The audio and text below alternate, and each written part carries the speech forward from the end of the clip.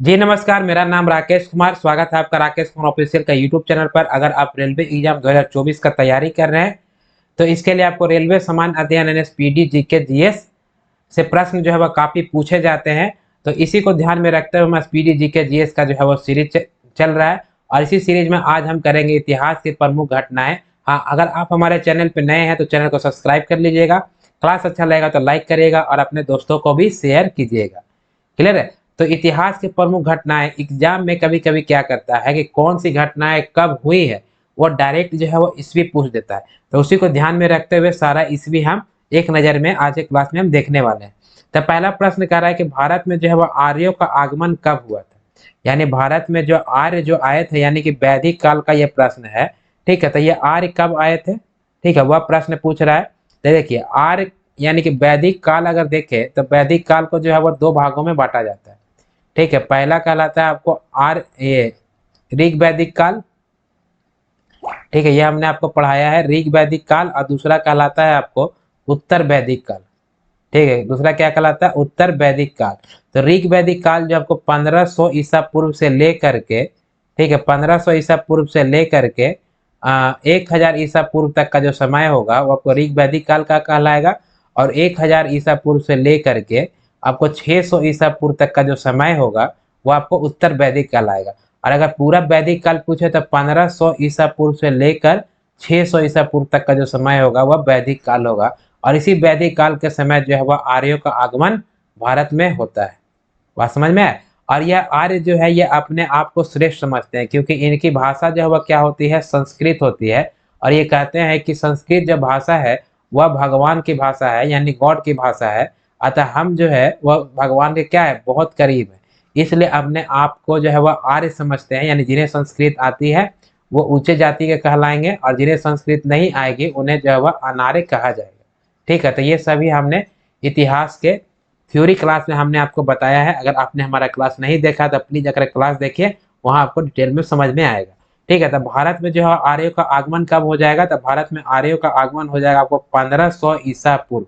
और कब तक शासन चलेगा इसका, तो 600 ईसा पूर्व तक का जो शासन जो है वो आपको वैदिक काल का चलता है। ठीक है, ये पूरा क्या होगा, वैदिक काल। और वैदिक काल के बाद जो आपको आ जाएगा कौन सा काल, तो महाजनपद काल। ठीक है, 6ठी शताब्दी के बाद। फिर अगला प्रश्न कह रहा है कि महावीर का जन्म जो है वह कब हुआ है। तब महावीर का जन्म जो है वह 540 ईसा पूर्व हुआ। ठीक है, आज के क्लास में हम ईस्वी को ही लेकर के चलेंगे। ठीक है, महावीर का निर्वाण कब हुआ। निर्वाण का मतलब होता है आपको मृत्यु। क्लियर है, निर्वाण का मतलब हो गया आपको मृत्यु।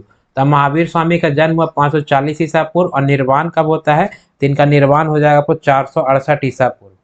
कब हो जाएगा, 468 ईसा पूर्व जो है ये क्या हो जाएगा, इनका मृत्यु हो जाएगा। कह रहा गौतम बुद्ध का जन्म जो है वह कब होता है। ठीक है, गौतम बुद्ध का जन्म मतलब मेन क्वेश्चन जो है जो ईसवी एग्जाम में पूछे जाते हैं वही क्वेश्चन जो इसमें लिया गया है। तो गौतम बुद्ध का जन्म जो है वह कब हुआ है, तो गौतम बुद्ध का जन्म हुआ आपको 563 ईसा पूर्व। ठीक है, आपको वैशाली के निकट लुम्बिनी में हुआ, कुंडग्राम में।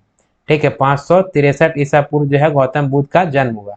फिर गौतम बुद्ध का महापरिनिर्वाण, देखिए आपका बौद्ध धर्म में जो मृत्यु हो जाता है उसे हम निर्वाण कहते हैं और जैन धर्म में भी निर्वाण कहते हैं।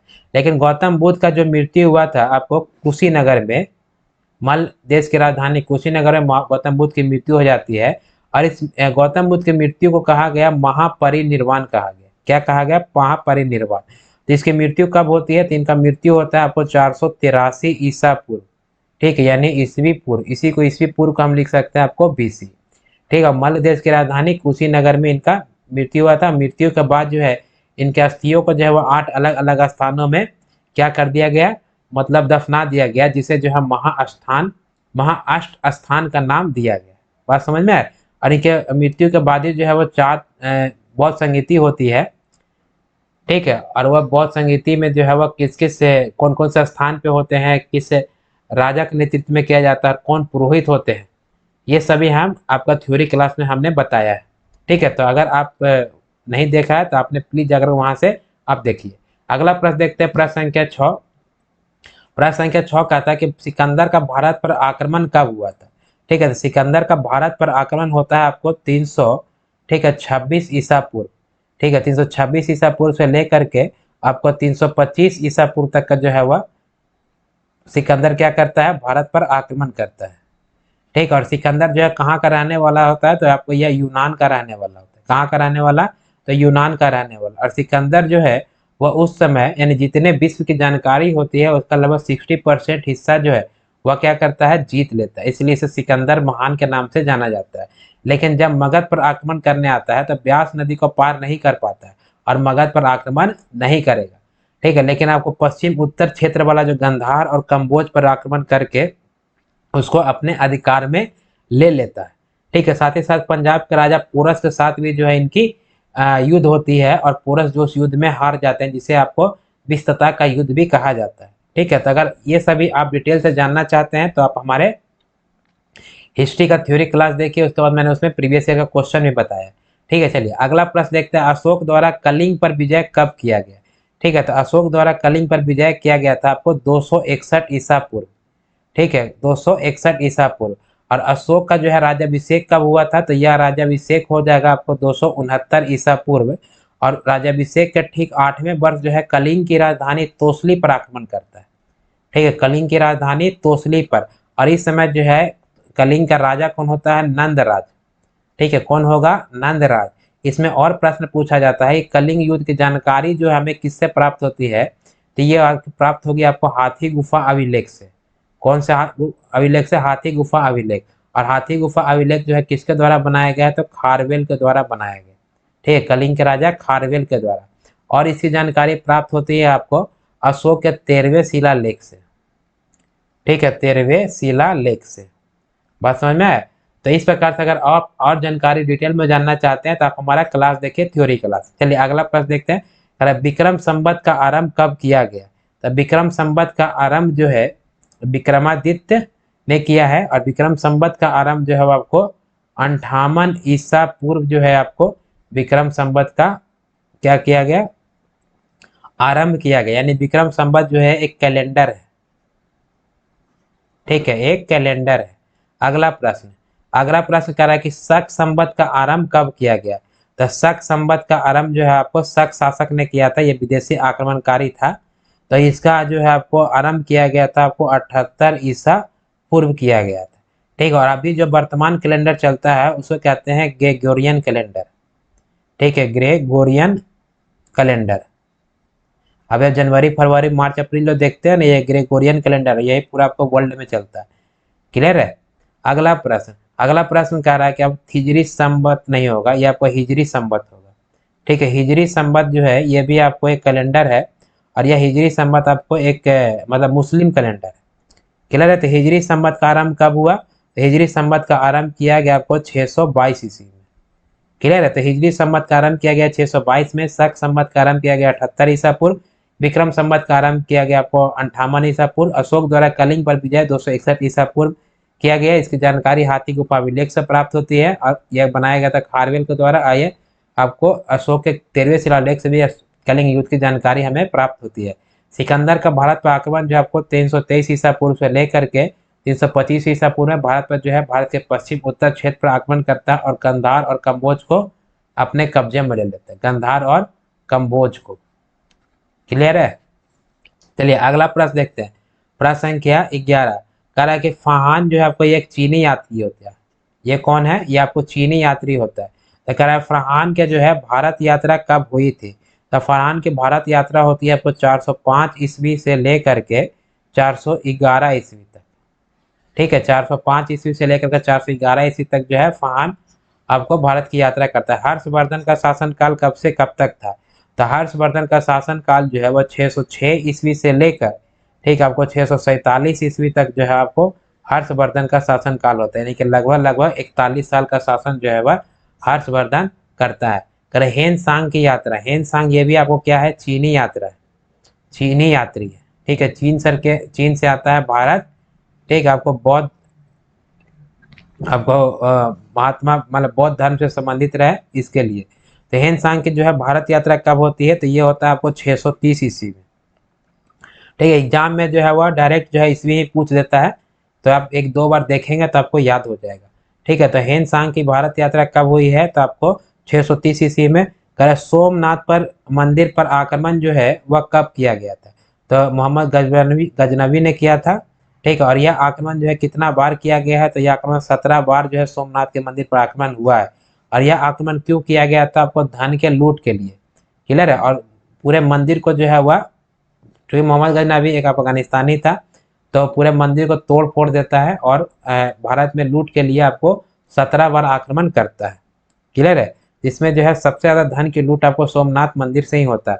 और यह आक्रमण कब किया गया था, आपको 1025 ईस्वी में। ठीक है, मोहम्मद गजनवी के द्वारा।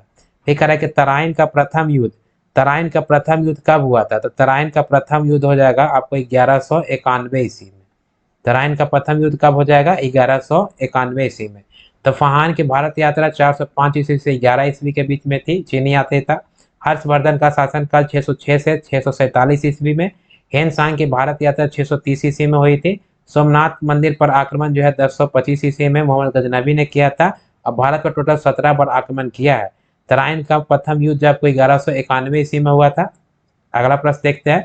अगला प्रश्न कह रहा है कि तराइन का द्वितीय युद्ध, तो तराइन का द्वितीय युद्ध जो है वह 1192 ईस्वी में हुआ था। कब होगा तराइन का द्वितीय युद्ध, 1192 ईस्वी में। जब हम डिटेल में पढ़ेंगे तो इसका पूरा डिटेल हम पढ़ेंगे हिस्ट्री क्लास में। कह रहा है गुलाम वंश की स्थापना, ठीक है, गुलाम वंश की स्थापना कब हुई थी, तो गुलाम वंश की स्थापना जो है आपको किया गया था 1206 ईस्वी में। कुतुबुद्दीन ऐबक ने गुलाम वंश की स्थापना की थी। ठीक है, सल्तनत काल से आपको यह प्रश्न आता है। अरे वास्को डी गामा का भारत आगमन कब हुआ था, तो वास्को डी गामा ने भारत का जो आगमन किया था वह 1498 ईस्वी में जो है भारत का, मतलब भारत आगमन किया था वास्को डी गामा। और ये आपको समुद्री रास्ता नहीं, हिंद महासागर वाला जो रास्ता है उस रास्ता से जो आपको भारत आया था। क्लियर है। फिर अगला प्रश्न कह रहा है कि पानीपत का प्रथम युद्ध, तो पानीपत का प्रथम युद्ध जो है वह कब हुआ था, तो 1526 ईस्वी में हुआ था पानीपत का प्रथम युद्ध। ठीक है, यह युद्ध किससे किसके बीच होता है, तो आपको बाबर तथा इब्राहिम लोदी के बीच। ठीक है, माने कि लोदी वंश का अंतिम शासक इब्राहिम लोदी। ठीक, और इसमें जो है आपको इब्राहिम लोदी पराजय हो जाता है और बाबर जो है विजय हो जाता है।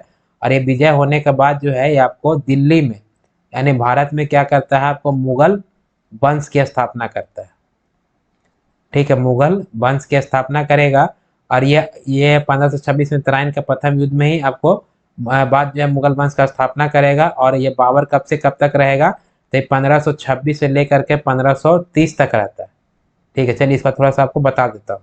आया ही प्रश्न देखिए, तो 1526 से तराइन का प्रथम युद्ध होगा। तो 1526 से लेकर के 1530 तक, ठीक है, शासन किसका होगा, बाबर का। क्लियर है। और 1530 से लेकर के, ठीक है, फिर बाबर का पुत्र कौन होगा, तो हुमायूं। ठीक है, तो हुमायूं होगा। तो 1530 से लेकर के 1540 ईस्वी तक जो है वह भारत में दिल्ली पर शासन कौन करेगा, तो हुमायूं, यानी कि बाबर का बेटा। और इसके बाद जो है आपको जोसा का युद्ध में जो है हुमायूं को शेर शाह सूरी हरा देगा। ठीक है, और शेर शाह सूरी जो है ये आपको बाबर से नहीं है, फिर शेर शाह सूरी है। तो शेर शाह सूरी जो है ये आपको दिल्ली पर आक्रमण करेगा और ये बीच में घुस जाता है। ठीक है, हुमायूं को हरा देगा। तो 1541 से लेकर के 1555 तक जो है वह शेर शाह सूरी क्या करेगा, दिल्ली पर ये शासन देख सूरी, शेर शाह सूरी पूरा नहीं करता, सूरी वंश करेगा। शेर शाह सूरी तो 41 से लेकर के 45 तक ही करेगा। ठीक है, उसके बाद फिर अगला शासक होता है सूरी वंश का ही, तो ये सूरी वंश का शासन रहेगा। तो फिर 1556 से लेकर के, यानी 55 से लेकर के फिर 56 तक, ठीक है, फिर आपको हुमायूं ही करेगा। और फिर 1556 से, ठीक है, 1556 से लेकर के, ठीक है, शायद 1607 ईस्वी तक जो है फिर हुमायूं का पुत्र अकबर। ठीक है, फिर शाहजहां, जहांगीर, ये सब आ जाएंगे। बात समझ में आए। तो पानीपत के प्रथम युद्ध से ही जो क्या होता है, आपको भारत में मुगल वंश की स्थापना होगी। अगला प्रश्न कह रहा है कि पानीपत का द्वितीय युद्ध कब हुआ था, तो पानीपत का द्वितीय युद्ध होगा आपको 1556 ईस्वी में। कब हो जाएगा पानीपत का द्वितीय युद्ध, 1556 ईस्वी में होता है। क्लियर है। तो आज के लिए बस इतना ही रखता हूँ। क्लियर है। तो हमने जो भी प्रश्न पढ़ा है वो आपको डेट वाइज एग्जाम में कभी कभी डेट पूछ दिए जाते हैं, तो उसी को ध्यान में रखते हुए यह क्लास था आपका। तो आप अगर हमारे चैनल पर नए हैं तो चैनल को सब्सक्राइब कर दीजिएगा। क्लास अच्छा लगेगा तो लाइक करिएगा और अपने दोस्तों को भी शेयर कीजिएगा। फिर मिलते हैं अगले क्लास में, तब तक के लिए जय हिंद, जय भारत, नमस्कार।